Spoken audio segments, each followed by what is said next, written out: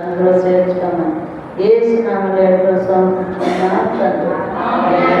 ఆమేన్ ఆమేన్ ఆమేన్. మంచిది. దేవుని యొక్క ఘనమైన నామము ఈ రీతిగా మన ద్వారా ప్రభు ఇచ్చినటువంటి ఖ్యాతిని బట్టి పాటల్లో, లేఖన భాగాల్లో, ప్రార్థనలు నడిపించిన కుమార్తెలకు మరొకసారి శుభాభివందనాలు తెలియజేస్తూ, దేవాది దేవుడు మన జీవితంలో చేసిన ప్రతి మేలును బట్టి ఒకసారి దేవుని స్తోత్రం చెప్తాం. హల్లెలూయా. గృహంలో ఉన్నటువంటి బిడ్డలు కూడా దయచేసి త్వరపడి దేవుడు మనకి ఇచ్చినటువంటి వాక్యాన్ని మందిరంలో విందాం. దేవుని సంగమా, ఎందుకంటే ఈ గొప్ప ధన్యత దేవుడు మనకు దయచేశాడు, నడిచే కృపణించాడు. కనుక నడవలేకపోతే పరిస్థితి వేరు, కానీ గృహంలో ఉండి దయచేసి వినకుండా మందిరంలో రావాల్సిందిగా ప్రేమపూర్వకంగా ఆహ్వానిస్తూ ఉన్నాం. ప్రియ దేవుని పెట్టారా, మరి 33 రోజులు గడిచిపోయింది. 34వ రోజు మరలా వచ్చే ఇదే దినం నాకు మరి ధ్యానాలు అయితే ఉండవు. శనివారం, ఆదివారం మరలా ఉంటాయి. ఏదేమైనా దేవుడి యొక్క కృపలో ఎంత త్వరగా ధ్యానాలు ముగిసిపోయేటువంటి బాధ అయితే నాకుంది. దేవుడి సంగమం, దేవుడు అద్భుతమైనటువంటి వాక్యము ప్రతిరోజు ధ్యానించే ధన్యత మనకైతే ఉంది, కానీ రాలేనటువంటి పరిస్థితులు కూడా మీకు ఉన్నాయి. దేవుడు విశాలం మీ అందరికీ దయచేయగాక. ఇక మత్తయి సువార్త 20వ అధ్యాయంలో ఈ అద్భుతమైనటువంటి ప్రభు యొక్క పరిచర్య, సువార్తలు అనగానే పరిచర్య చాలా నేర్చుకోవాలి మనం. సువార్త అంటే ఏదో ప్రకటిస్తే కాదు, కానీ ఈ 4 సువార్తల్లో మనతో ఏం మాట్లాడి ఏమి చెయ్యాలనుకుంటున్నాడో మన జీవితాంతం కూడా చాలాటువంటి గొప్ప విశ్లేషణ ఈ 4 సువార్తల్లో ఉన్న సంగమం. అయితే ఈ రాత్రి మనకు దేవుడు మనకి ఇచ్చినటువంటి అద్భుతమైనటువంటి 34వ ఉపదేశముగా ఈ చదువుకున్నటువంటి 20వ అధ్యాయము, అందులో మీకున్న మాటే అంశంగా దేవుడు మనతో మాట్లాడమని, నేను త్రాగబోవు, అందరూ చెప్పండి, నేను త్రాగబోవు గిన్నెలోనిది మీరు త్రాగగలరా? చెప్పండి, త్రాగగలరా? ఇక్కడ ప్రభు క్వశ్చన్ వేసాడు అనమాట. త్రాగగలరా? ఎందుకు త్రాగలేము? మరి త్రాగకపోతే నువ్వు దేవుడు పెట్టవు కాదని. హల్లెలూయా. ఇప్పుడు చెప్పు, తాగుతావు తాగలేవు? త్రాగగలము. ప్రభు అక్కడ చెప్పాడంటే త్రాగగలము అంటే త్రాగలేవు, అంతేనా? ఆత్మలో ఆలోచించాలి, ఏంటి త్రాగాలి? ఇదేమన్నా చెరుకు రసం అనుకున్నావా తాగడానికి? లేకపోతే రసం అనుకున్నావా? దేవుడి సంగమ త్రాగమంటున్నాడు. ఈ రాత్రి త్రాగగలిగే శక్తి, త్రాగగలిగే నైపుణ్యత పరిశుద్ధాత్మ దేవుడు మన నరాలలో, కండరాలలో, ప్రతి అణువులో ఉప్పొంగ చేయుగాక. ఎంత గొప్ప దేవుడు, ఆయన నామము మనం ధ్యానించాలి. ఇక్కడ జబదయ్య కుమారుల తల్లి, ఈమెమో చాలా హడావిడిగా ఇక్కడికి వచ్చిందండి. 20వ అధ్యాయము 20వ వచనంలో, అప్పుడు జబదయ్య కుమారుల తల్లి తన కుమారులతో ఆయన యొక్కకు వచ్చి నమస్కారం చేసి యొక్క మనవి చేయబోగా, నీవేమి కోరుచున్నావు అని ప్రభు అడిగాను. అందుకనే నీ రాజ్యమందు ఈయన 2 కుమారులలో ఒకడు నీ కుడి వైపునో ఒకడు ఎడమ వైపునో కూర్చుండబెట్టుమని ఆయనతో అనిలో. దేవుని సంగమ, తల్లి కాబట్టి ఆశ, యేసయ్య ప్రక్కన, ఇరువు ప్రక్కన కూర్చోవాలనేటువంటి కోరిక. ఈరోజు దేవుడితో కూర్చోలేనటువంటి ఆశ ఎవరికి ఉండదు? పిల్లరా, లోకంలో ఉన్నటువంటి అధికారుల దగ్గర కూర్చుంటేనే ఆ సెల్ఫీలేమో నిజంగా కొన్ని మేకింగ్ అనమాట. ముఖ్యమంత్రి అంటే తెలియదు, కానీ అక్కడ ఇప్పుడు వచ్చాయి కదా చాలా కంపెనీస్, నచ్చినట్లుగా పెట్టుకోవచ్చు. నచ్చిన హీరో ప్రక్కన ఉన్నట్లుగానే భుజాల మీద చేసినట్లుగానే ఆ తల తీసేసి ఇంకొక వ్యక్తి తల ఈ వ్యక్తి యొక్క ఫోటో తీసుకున్నటువంటి వ్యక్తి తల కూడా అలా సేమ్ అతికించినట్టుగా ఎన్ని ఫేక్ అబద్ధ ఫోటోలు కూడా ఉన్నాయా లేదా? అవి దేవుడి సగమ కోర్టులో పెట్టినప్పుడు కూడా ఇది నిజంగా ఏం భార్యనా ఇతర భర్తేనా, ఈ ఫోటోలు ఏంటి అసలు చూడండి గతంలో ఏంటి పరిస్థితి అంతా చూస్తే లేదండి అదేమో పరీక్షించినప్పుడు అవి నకిలీవి. ఆమె అంటే ప్రతి నకిలీని కూడా దేనికోసం?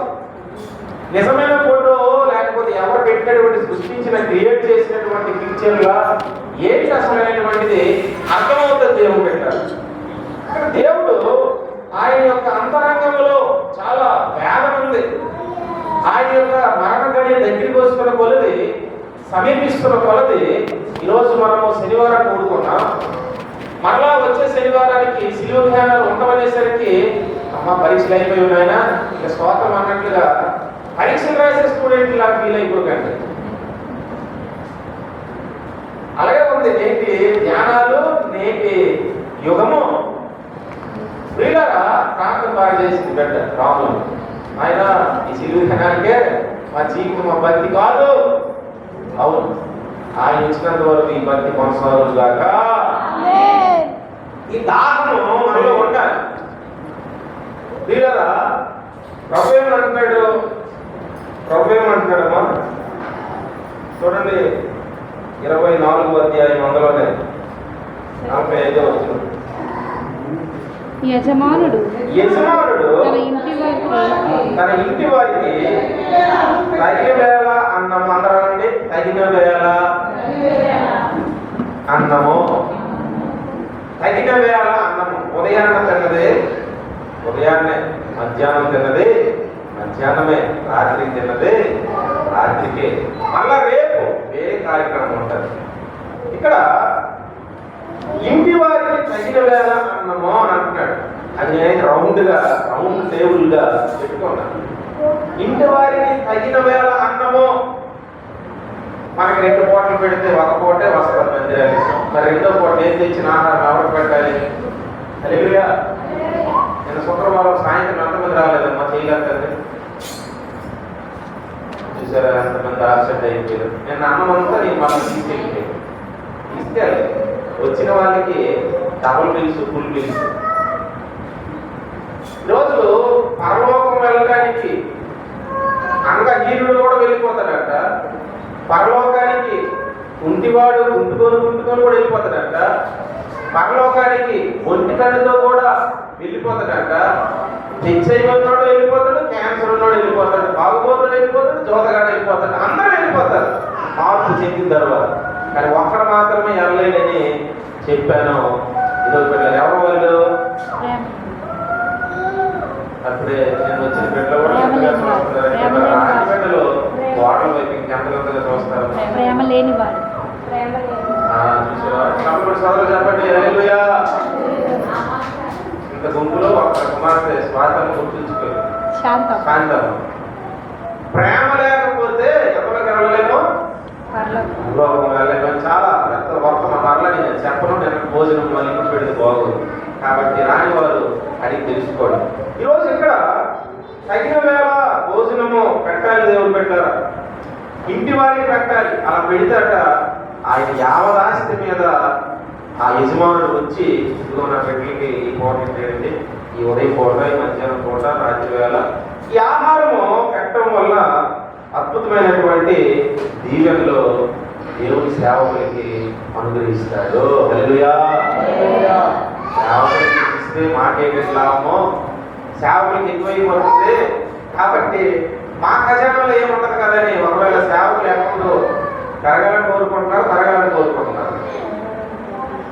చెప్పండి అన్న, పెరగాలని కోరుకుంటున్నారు, పెరగాలని కోరుకుంటున్నారు. మరి పెరగాలంటే మీరందరూ కూడా పెరుగుతుంది కాక. ఈరోజు దేవుడు సన్నిధిలో సేవకులు పెరిగిందంటే ఆ ఖాతాలో మీరు కూడా ఉన్నారు కనుకమో. ఆమె రోజు దేవుడు అద్భుతమైనటువంటి ఆయన సన్నిధిలోకి ఈ జమలయ కుమారుల తల్లి ఇద్దరికి 2 చేయి పడుకుని వచ్చేస్తుంది. చాలా స్పీడ్గా వచ్చేస్తుంది అనమాట. అక్కడ ఏసై కూర్చుంటే శిష్యులు కూడా ఉన్నారు, మిగిలిన 10 మంది.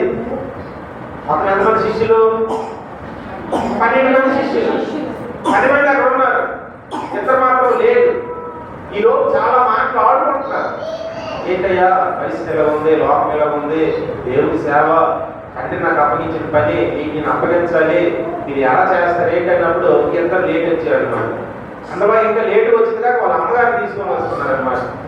వాళ్ళ అమ్మగారు ఏమో తీసుకొని వస్తుండగా ఏసయ్యా ఏంటమ్మా అక్కడ ఇక్కడ కుడి వైపు ఎడం వైపు ఇదిగో నాయన నా కుమారులు యాకోబుని యోహాన్ని ఒకరిని కూర్చోబెట్టు. ఇలా అన్నప్పుడు ముందు నుంచి వచ్చిన వాళ్ళు ఎంత సీరియస్ గా చూస్తారు అంటే, ఉదాహరణకి లాస్ట్ లో వచ్చి వాక్య ప్రారంభంలో మా మాట లాస్ట్ లో వచ్చిన వాళ్ళు ఐదు తెల్లమంట మీకు ఏంటి ముందు వచ్చిన మాకే మాట ఇవ్వలేదు, వెనక్కి వచ్చి మీకే వాళ్ళు అన్నట్టు చూస్తారు లేదా. ఇక్కడ వీళ్ళు కూడా చాలా హడావిడి అయిపోతుంది, గొడవ సరిపోతుంది. దేవుడు కదా ఆ సంభాషణ చూసి ప్రభు ఇది అన్ని జనుల్లో కూడా కలగలేదు, మీరేంటి కొట్టుకుంటున్నారు ఆయన అని కొట్టుకోలేదు కానీ ఆ విధంగా చాలా కేకలు అరుపులు. అసలు కుడివైపు ఎడం వైపు కూర్చోవలసినటువంటి ఆరాటము ఈ కుమారుడికి వచ్చిందో తల్లికి వచ్చిందో కానీ ఇంటికాడ మీటింగ్ పెట్టుకున్నారు. దేవుడు పెట్టారా కూర్చోవలసినటువంటి ఆశ అమ్మా లేదు, 10 మంది ఉన్నారు మాకంటే ముందు, పెద్దోడు పేదలు అన్నాడు అన్ని ఆయనే చెప్పేసుకుంటారు ఆయన. తర్వాత 9 నెలలు తిరిగితే యోహాన్ గారు అంటారు అంటే ఏంట్రా నీ పరిస్థితి ఏంటి, ఆడవాళ్ళు చెప్తే ఏదైనా అవుతుంది కాబట్టి నువ్వు పదమ్మా చెప్పాలి నువ్వు. హల్లెలూయా. దేవుడు పెట్టారా ఇక్కడ ప్రభువు ఆయన ఒక మాట అంటున్నాడు. అప్పుడు 21వ వచనం, నీవు ఏమి కోరుచున్నావని ఆయన అడిగిను. అందుకమే నీ రాజ్యమందు ఈ నా ఇద్దరు కుమారులలో ఒకరు నీ కుడి వైపులను ఒకరు నీ ఎడమ వైపులను కూర్చుంటే సెలవిమ్మని రాజుగానిలో. చూడండి అప్పుడు ఏమంటాడంటే, అందుకు యేసు మీరేం అడుగుతున్నారు అది మీకు తెలియదు. చూడండి ఇంకా అడుగుతున్నాడు, నేను తాగబో గిన్నె లేనిది మీరు తాగగలరా అలా అంటారు. ఎందుకు తాగలేదు, చక్కగా బాగా తాగలరు. తర్వాత తాగలరు మీరు బాగా.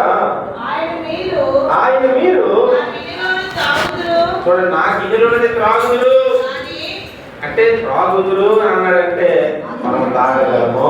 ఆమె ఆ తర్వాత కానీ నా కుడి వైపులను నా ఎడమ వైపులను కూర్చుండి నిచ్చుట నా వశమున లేదు. నా తండ్రి చేత ఎవరికి సిద్ధపరచబడినో వారికే అది దొరుకునని చెప్పాను. అదే కుడివైపు ఎడమవైపు కూర్చోవడం అయితే అది తండ్రి వలన మాత్రమే, అది తండ్రి ఆధీనంలో ఉంది, తండ్రి నిర్ణయం అది. తండ్రి ఆల్రెడీ కొంతమందిని ఆయన కుడివైపు ఎవరు ఉంచాలో ఎడమవైపు ఎవరు ఉంచాలో ఆయన తీర్మానం చేశాడు. బాబు మీరు మాత్రం గిన్నెలో తాగగలరా, తాగలం ప్రభు తాగగలము అని అంటూ ఉండగా ప్రియ సంగమ చూడండి ఇక్కడ మనకి ఈ యొక్క సామెతలు 21వ అధ్యాయం 17వ వచనంలో, సామెతలు 21:17లో సుఖ భోగముల యందు సుఖ భోగముల యందు భోగము యందు వాంచగలవానికి లేమి కలుగును ద్రాక్షారసమును నూనెయు వాంఛించు వానికి ఐశ్వర్యము కలుగదు. ఈ మాట దేవుని సంగమ ఎంత భయంకరమైన మాట.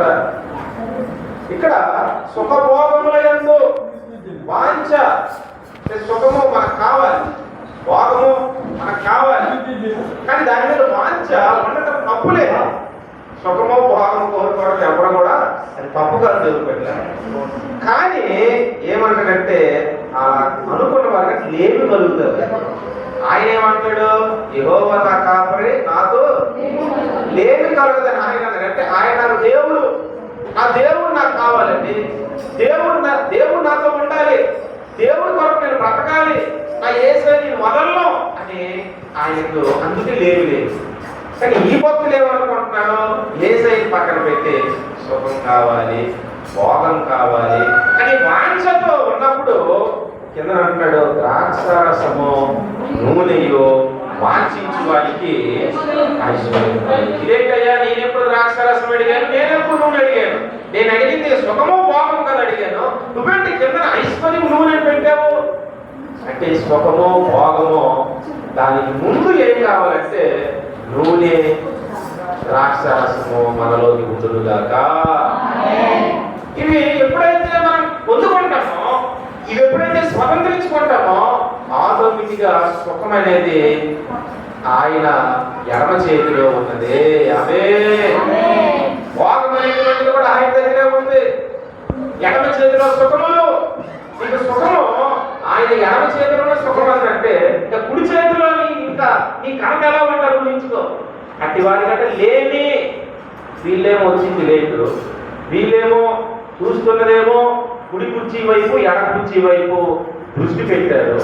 చివరికేమో ప్రభువేమో శిష్యులు అక్కడ చాలా హడావిడిగా అల్లారం జరుగుతూ ఉంటుండగా చూడండి, ఇక్కడ అన్ని వేళల్లో కూడా దేవుడు వీరిని మాత్రం తీసుకెళ్తాడండి. ఏ కొండ మీదకి వెళ్ళినా పేతురు, యాకోబు, యోహాను ఇక్కడ ఇలా తీసుకెళ్ళినప్పుడు మాత్రము చూడండి, 26వ అధ్యాయము 36వ వచనం.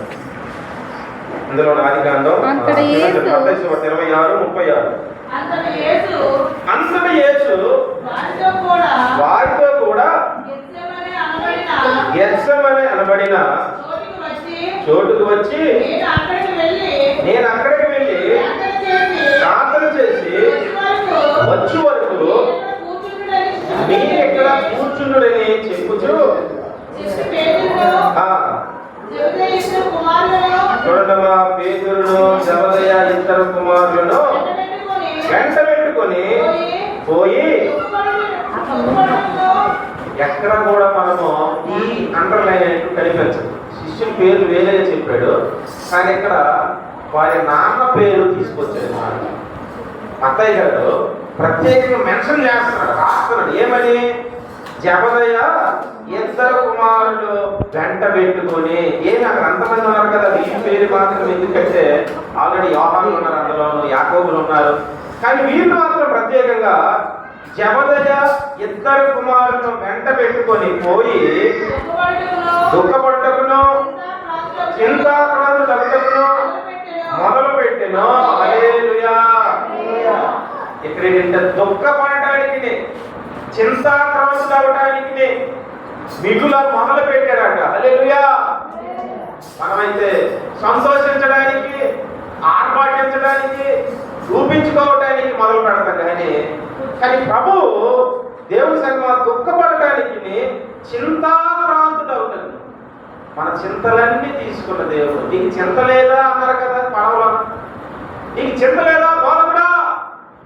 అయ్యో మీ చింతలన్నీ కదా నేను ఇప్పుడు భరిస్తూ ఉన్నాను, మీ బాధలన్నీ కదా దుఃఖముగా, మీ దుఃఖదినములన్నీ సమాప్తం అని చెప్పిన యెషయా గ్రంథంలో అక్కడ ఉన్న పాత నిబంధనలు దుఃఖములు మొదలుకొని క్రొత్త నిబంధనలు ఉన్నటువంటి చింతలన్నీ కూడా ఆయన తీసుకుని, తండ్రి నీ చిత్తమైంది ఈ గిన్నె నా యొద్ద నుండి తొలగించు ప్రార్థించాడు. మరలా వెళ్ళాడు.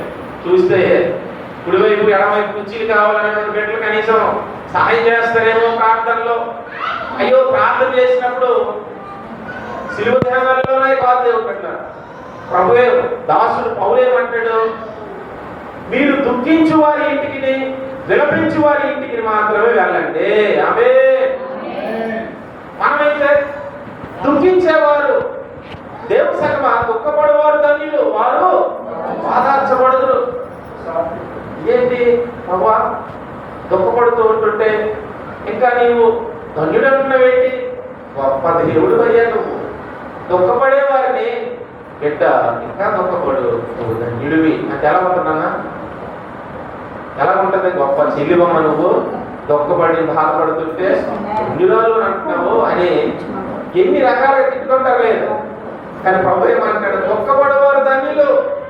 ఏంటయ్యా దుఃఖపడమంటున్నావు అంటే పౌలు అంటాడు ఆత్మ సంబంధమైన దుఃఖం ఉందట, శరీర సంబంధమైన దుఃఖం ఉందట. రోమపత్రికలు అవన్నీ చెప్తే అందుకే మీకు సమయం లేదు, మీరు ముగించేస్తాను. క్యారేజ్ చిన్న క్యారేజ్ తెచ్చాను, మీరు లేట్కి వచ్చారు. కానీ దేవుని సంగమా ఇక్కడ ఆత్మ సంబంధమైన దుఃఖము రక్షణార్థమైన ఆనందం కలగజేయను, శరీరానుసారమైన దుఃఖము ఏం కలగజేస్తుంది? మరణమును కలగజేయను. ఆమేన్.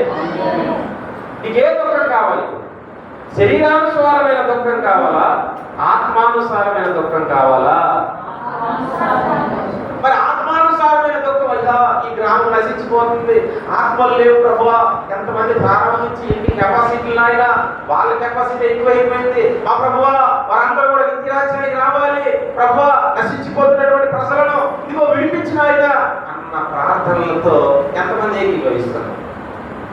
ఎంతమంది దేవుడి సన్నిధిలో కన్నీరు కార్చివారితో దేవుడి సంగమ ఉపవాసాలుండి రా చెల్లమ్మ రా అక్క ప్రార్థన చేద్దాం, మన గ్రామాన్ని మనమే రక్షించాలి. ఊరుగా ఊరు ఎవరో యోనా ఆయన వచ్చి అక్కడేమో ఆ 120,000 మందిని కూడా రక్షించదండి. హల్లెలూయా. ఈరోజు మన గ్రామంలో ఉన్న పరిస్థితుల్లో ఈరోజు మనకి ఎంత మంట ఉండాలి, ఎంత భారం ఉండాలి. ప్రతి ఇంట్లో కూడా ఎందుకు మోకాళ్ళు వేసాను? ఆయన రాక వచ్చినప్పుడు పాదాలు ధూళిలే ఆయన ఎక్కడ లెక్క ధూళి చేస్తున్నప్పుడు పాదాలకు ఉన్న ప్రభావం మామూలుగా ఉండదు అనమాట, భూమి కప్పించిపోతుంది అనమాట. హల్లెలూయా. ఈరోజు ముద్రలు వేశారనమాట ప్రతి ఇంట్లో. ఈ ముద్ర మామూలు ముద్ర కాదని, వేదన, దుఃఖము, చింతాక్రాంతితో, ఉపవాసముతో దేవుని సన్నిధిలో హృదయాన్ని చీల్చుకొని, వాళ్ళేమో వస్త్రాలు చీల్చుకోకూడదు. ఏం చీల్చుకోలే? హృదయాన్ని చీల్చుకో. ఆమేన్. ఈరోజు హృదయాన్ని చీల్చుకోవడం అంటే అంత తేలిక, అది నువ్వు చింపిస్తే చిరిగిపోవడానికి పేపర్ కాదు. ఈరోజు దుఃఖాక్రాంతుడుగా, చింతాక్రాంతుడుగా తండ్రి ఈ గిన్నె నా నుండి తీసివేయి, నువ్వు ప్రార్థన చేసి తీసేస్తాడు ఆయన. 3 సార్లు అదే ప్రార్థన. ఈ లోకంలో వారు అంటారు నీవు యేసయ్యా వచ్చింది ఆ గిన్నె కోసం కదా, వచ్చింది ఆ గిన్నెలో ఉన్నది తాగడానికి కదా, మరి ఆ గిన్నె తండ్రి దగ్గర 3 సార్లు ప్రార్థన చేయాలి. తండ్రి నీకు ఇష్టమైతే గిన్నె తీసేయి, నీకు ఇష్టమైతే గిన్నె తొలగించు, ఈ గిన్నె నీకు ఇష్టమైతే నా ఎదురు నుండి దూరం చేయి. ఒక్క ఇంచు కూడా అంగుళం కూడా అది కదలలేదు. హల్లెలూయా. ఆ గిన్నె చూస్తూ ఉండగా ఆ గిన్నె అందులో ఉన్నది మేము తాగుతాము అని చెప్పినటువంటి జరదయ్య తల్లేది, వారి కుమారులు స్థితి ఏది, దూరంగా కునుకుతూ ఉన్నది అప్పమ్మలాగా. అక్కడ కూడా వాళ్ళు కూడా కునికి కుర్చీలో కాబట్టి పడిపోలేదు. దేవుడికి స్తోత్రం. హల్లెలూయా. దేవుడి సంగమా వాళ్ళైతే మోకాళ్ళు వేసి కునికేస్తారు. కానీ ఇదేంటి నీ ఆశ్చర్యం? మళ్ళీ అక్కడ సెకండ్ లేదు, ఏసీ లేదు. ఏసీ అంటే మనం చాలా మంది కాబట్టి కునుకు పట్టింది. వాళ్ళకి ఆ గెచ్చమనే తోటి అసలు ఎంత అద్భుతం కదా, చల్లగా ఉంటుంది. మరి మంచి వాతావరణము. ప్రభు ఏమో ఈ కెద్రోలు వాగు దాటిన తర్వాత ఉంటుంది ఆ తోట, ఆ తోటలో మంచిగా ప్రార్థన చేస్తుంటే అప్పుడే నిద్ర వస్తుందండి. ప్రార్థన చేసినప్పుడే నిద్ర. అందుకే ఉపవాసం ఉంటుందాక మామూలు ప్రార్థన చేయలేము. అదే ఉపవాసం ఉంటే రాజ్యాలన్నీ కదిలిపోనుగాక. లోకంలో బోల్ రాజ్యాలు ఉన్నాయి, మనుషులు కట్టుకునే రాజ్యాలు, అపవాది రాజ్యాలు. నా రాజ్యం నీ వంటిది కాదు అంటాడు. హల్లెలూయా. ఈరోజు గిన్నెలోనిది నీవు త్రాగగలవా అని ప్రభువు అడుగుతున్నాడు. త్రాగగలము అన్నటువంటి వారు సమయం వచ్చేసరికి త్రాగలేకపోయారు. ఈరోజు తర్వాత మనం త్రాగడానికి అవకాశం ఉండదు. బతుకున్నప్పుడే మనం త్రాగుదుగాక. ఆ గిన్నె దగ్గరికి వెళ్ళి చూస్తుంటే ఏమున్నాయి ఆ గిన్నెలోనా? శ్రమలు ఉన్నాయి. అవే ఆ శ్రమలు చూసి భయంకరమైన శ్రమలు. దేవుని సంగమా శ్రమలు ఆ గిన్నెలో చూడగానే ప్రభువే తొలగించమంటున్నాడంటే నువ్వు నేను ఏ పాటి వారమో. ఆయనే ఆ శ్రమలు తట్టుకోలేక వీళ్ళందరూ కులుగుబాటు చేస్తుంటే చెమట రక్తముగా మారిపోయింది దాకా. చెమట కారుతుంటుంటే మనకు చెమట కారిపోయింది. కానీ ప్రభు ఎంత తీవ్రమైన ప్రార్థన అది. చర్మమేమో పిగిలిపోతూ ఉంది, చర్మమేమో భయంకరమైన పరిస్థితి. యేసయ్య భూమి మీదకి వచ్చిన తర్వాత 7 సార్లు రక్తం కార్చాడు, తెలుసా? అది ఇప్పుడు చెప్పడం టైం అయిపోయింది. దేవుడు అంటారా, ఇక్కడ ఈ యొక్క అద్భుతమైనటువంటి చెమట రక్తముగా మారిపోతుందంటే మనకి చెమటలాగే ఉంటుంది కాబట్టి ఇప్పుడు కూడా చెమట రక్తంగా మారితే చెప్పలేదు. అలాగే మీరు ప్రపంచంలో మీరు ఎందులో వెళ్తారు. ఇక్కడ గిన్నె తొలగించాలంటే అప్పుడు ఈ తులుగుబోతులందరూ అక్కడ నిద్రపోతుంటే యేసయ్యట వేదన అనే మాట వాడాడండి, కానీ ఇంగ్లీష్లో యాగనీ, వేదనలోకి వెళ్ళిపోయాడట. చప్పట్లు సోదరులు చెల్లించండి, హల్లెలూయా. మన నిమిత్తము వేదన అనే మాట ఎలాంటి పదం తెలుసు? అది భయంకరమైన పదం అండి. వేదనలోకి వెళ్ళిపోతుండగా పరలోకం నుంచి దేవలోకి దిగిపోయింది. ప్రభువా అని ఆయన వాదారుస్తూ ఉంది. అంటే ప్రభువుకి దూతల సహాయం అవసరమయ్యేది. ఈరోజు నిన్ను ఎవరు ఓదార్చకపోయినా, నిన్ను ఎవరు భుజం తట్టకపోయినా, నీవు శ్రమలనే గిన్నె, శోధనలనే గిన్నె, కష్టాలనే గిన్నె, రకరకాల గిన్నెలు నీ దగ్గర నాట్యమాడుతూ ఉంటుండగా ఆ గిన్నె చూసినప్పుడు నువ్వు ఉలిక్కి పడుతున్నావు, ఆ గిన్నె చూసి భయపడుతూ ఉన్నావు, ఆ గిన్నె చూసి రకరకాల నీ యొక్క జీవితంలో వెనకం చేసే పరిస్థితులు ఉన్నాయేమో, ఆ గిన్నెను నీవే అద్భుత రీతిలో జయించుదుగాక. ప్రభు ఆయన వల్ల మాత్రమే నీకు సాధ్యం. కానీ ఈ గిన్నె తొలగించని అనదు, తొలగించు అన్న కొలదే ఆ గిన్నె ఇంకా పరిస్థితిలో అంటారు కదా, నా గిన్నె నిండి పొరులు రాక. అంటే దీవెనకరమైన గిన్నె అయితే పొంగి పోరాలి, శ్రమలనే గిన్నె మాత్రమో అడుక్కెళ్ళిపో, కిందకెళ్ళిపో. పిల్లరా, ఈ శ్రమలో భూమి మీద మనం ఉన్నప్పుడే వాటి సంగతి మనం చూడాలి. భక్తులు ఆ రీతిగా వారు జీవించారు దేవుని బిడ్డలారా. ఇంకా చూడండి మాటలో ముగించేస్తాను. మార్కు సువార్త 3:17 మార్కు సువార్త 3:17 జెబెదయి కుమారుడగు యాకోబు అతని సహోదరుడగు యోహాను వీరిద్దరికి ఆయన బోయానెర్గేస్ అని పేరు పెట్టెను. బోయానెర్గేస్ అనగా ఉరిమిడివారు అని అర్థము. ఉరిమే అని అర్థమాట. ఉరుము ఎలా ఉంటుంది? చాలా పెద్ద భయంకరంగా గంభీరంగా ఉంటుంది. ఉరిమేటువంటి జీవితం వాళ్ళు ఉరకాలి. ఆత్మ సంబంధముగా మనం అపవాది గుండెను, వాడి క్రియలను ఉరుముతో చీల్చుదుముగాక. జెబెదయి కుమారులు పేరుకి అర్థమేమో ఉరిమేవారని ప్రభు ఈ యొక్క పేరుకి అర్థాన్ని చెప్తూ ఉన్నాడు, ప్రత్యేకంగా చెప్తూ ఉన్నాడు. పిల్లరా, మరి అటువంటి వారు ఈరోజు ఇక్కడ ఆ గిన్నె తాగడానికి రమ్మనేసరికి వారు కుర్చీలు కాసి చూశారు, కానీ గిన్నె కాసి మాత్రం మనసు ఉంది. ఈ రాత్రి నీకు దేని మీద మనసు ఉంది? కుర్చీ మీద మనసు ఉందా? శ్రమలనే గిన్నె మీద నీ మనసు ఉందా? శ్రమలనే గిన్నె, లోకంలో విస్తారంగా ఉన్నటువంటి శ్రమలో మాకెందుకు? పిల్లరా, చూడండి, వారు అక్కడ గొడవలు ఆడుకుంటున్నారు. భయంకరమైన పరిస్థితులు బట్టి 25 వచనం, మత్తయి సువార్త 20:25 వచనం, 24 నుంచి చదవండి. తక్కిన 10 మంది శిష్యులు ఈ మాట విని ఆ ఇద్దరు సహోదరుల మీద కోపపడిరి. గనుక యేసు తన యొద్దకు వారిని పిలిచి అన్యజనులలో అధికారులు వారి మీద ప్రభుత్వం చేయుదురనియు, వారిలో గొప్పవారు వారి మీద అధికారం చేయరనియో మీకు తెలియను. మీలో అలా ఉండకూడదు.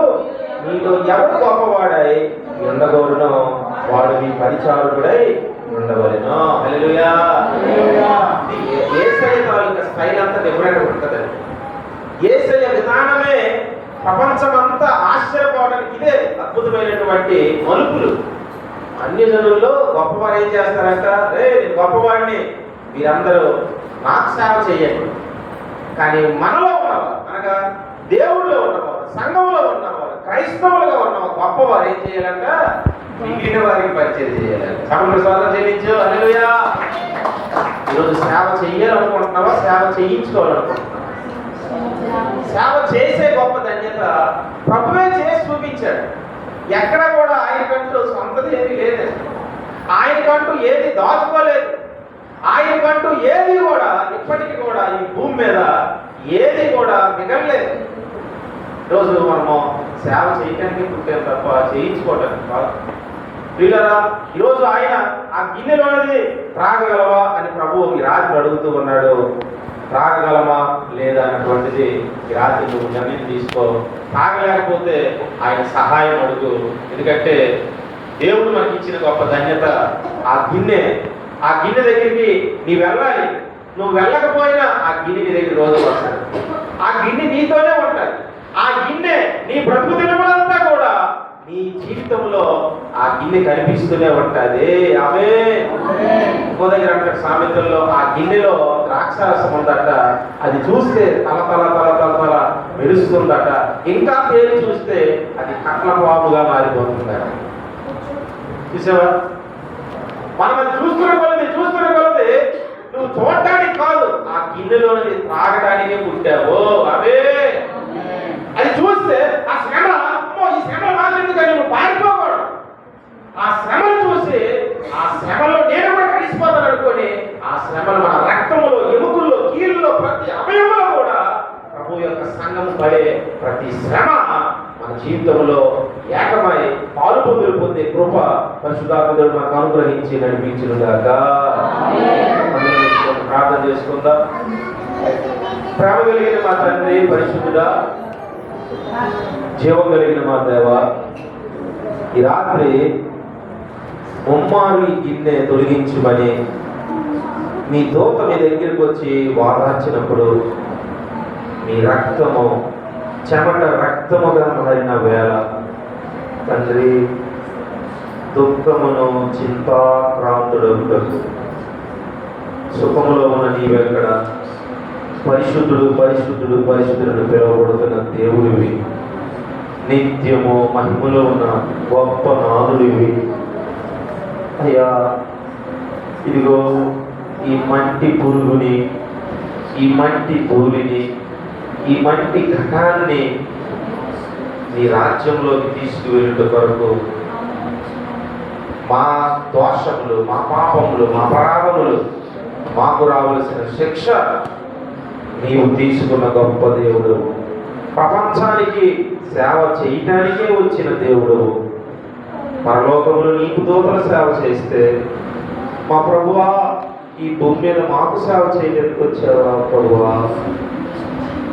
నీ ప్రేమను, నీ త్యాగాన్ని ఈ భూమి మీద మేము నిర్లక్ష్యముగా ఉంటే దానికి మించినటువంటి దౌర్భాగ్యమైన పరిస్థితి ఇంకొకటి లేదు.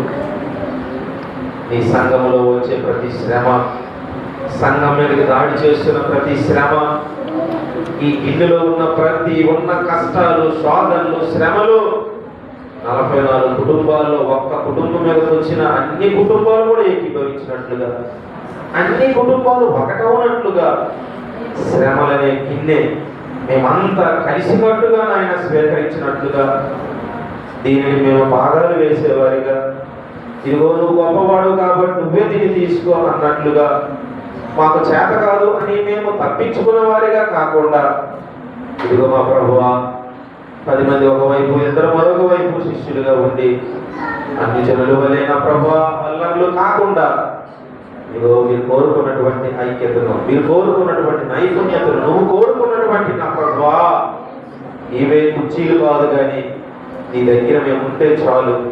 నీవే ప్రభువా ముదిమి వచ్చే వరకు ఎత్తుకున్న దేవుడు. కుర్చీ కంటే ఇదిగో భుజముల మీద చంక పెట్టుకున్న దేవుడు అయ్యా. తల్లి మరుచులు గాని చూడుము నాన్న చేతిలో చెక్కుకున్నారని చెప్పిన దేవుడు. అమాయక ప్రజలు తెలియక అయ్యా సింహాసనాలు చూశారు కానీ నీ ప్రేమను చూడలేకపోయారు.